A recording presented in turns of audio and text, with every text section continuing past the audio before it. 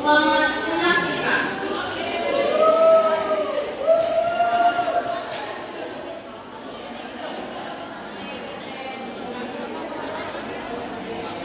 Lihat posting.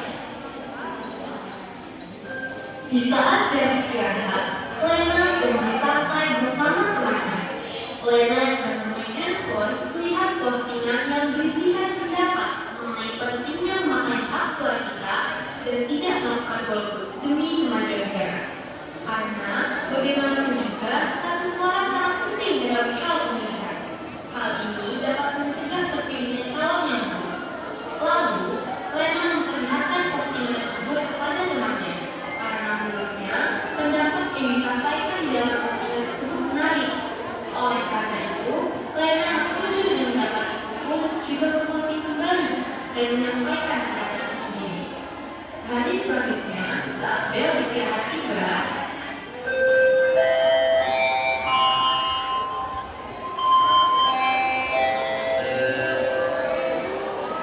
anak-anak perempuan sedang asik membuat video pada TikTok.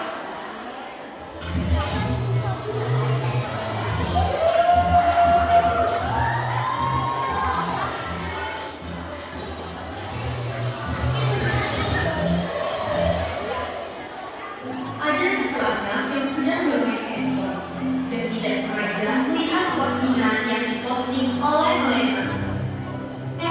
Lihat dia kerjaan Lena. Apaan sih? Mereka berpendapat bahwa pendapat yang disampaikan Lena itu konyol. Dikarenakan hal itu, mereka setuju untuk membuat banyak komen di postingan tersebut. Lena yang sedang lewat untuk masuk ke dalam kelas pun bingung. Dia bingung dengan arti kata-kata dari teman-temannya itu. Lalu, tiba-tiba ada satu anak yang menghampiri Lena. Apa maksud di Twitter lo ini? Kenapa? Ada masalah? Iyalah, gak setuju sama postingan lo. Karena menurut gua suara kita itu adalah kita. Jadi pendapat-pendapat manusia itu gak penting. Gak guna. Buat apa sih? Itu punya otak gue ya. Lain lagi dalam memperbaiki nasib negara ini. Jadi, jangan mau mengambil suara lo. Itu yang pernah lo membantu memperbaiki nasib negara ini secepat ini. Jadi, suara kita yang menentukan nasib negara ini nantinya.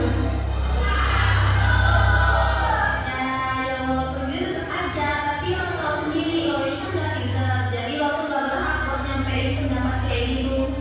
Maksud lo apa ngomong kayak gitu?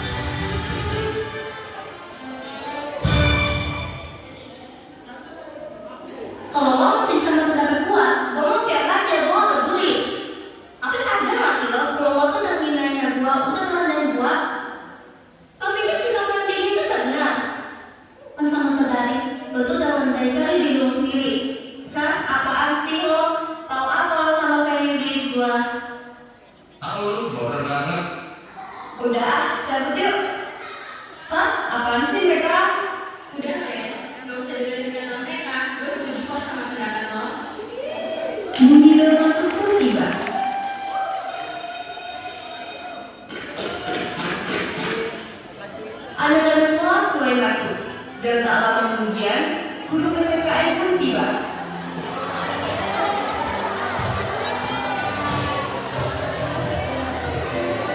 Guru PPKN sedang menjelaskan.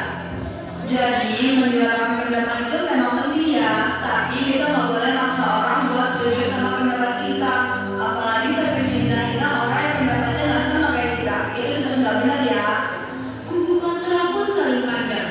Mereka tersadar bahwa perlakuan mereka itu salah. Mereka semua duduk gelisah. Kenapa mereka bisa sekasar itu dengan Lena? Padahal Lena juga merupakan teman mereka.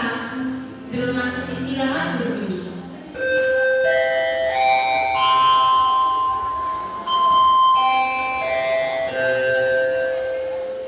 Jadi gitu ya anak-anak, kita jangan takut buat nyampaikan pendapat yang menurut kita benar.